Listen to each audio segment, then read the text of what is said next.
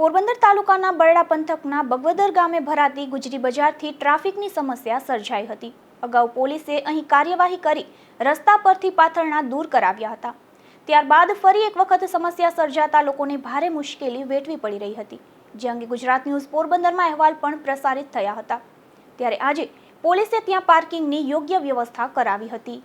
બગવદર ગામે દર શુક્રવારે ભરાતી ગુજરી બજાર રોડ સુધી ફેલાઈ જતી હોવા અંગે અગાઉ ન્યૂઝ પ્રસારિત કરવામાં આવ્યા હતા।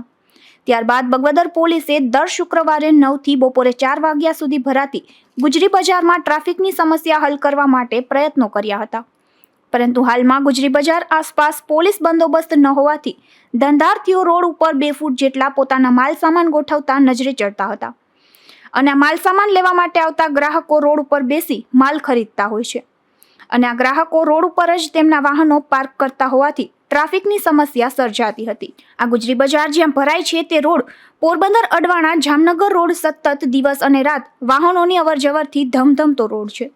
તો તેની સામેના ભાગમાં વિવેકાનંદ પ્રાથમિક સ્કૂલ આવેલ હોવાથી બપોરના 1 વાગ્યે સ્કૂલ છૂટે ત્યારે ટ્રાફિકથી ધમધમતા રોડ ઉપર નાના ભૂલકાઓને રોડ પસાર કરી બગવદર ગામમાં પ્રવેશવું મુશ્કેલ બને છે।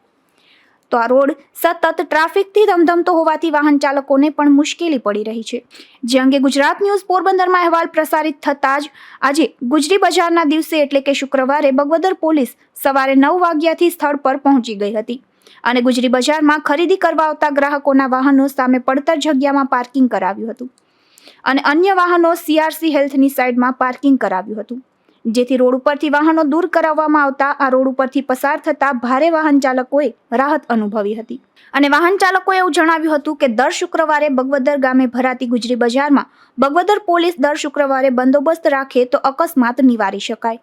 ધીરુભાઈ નિમાવત, ગુજરાત ન્યૂઝ, બગવદર।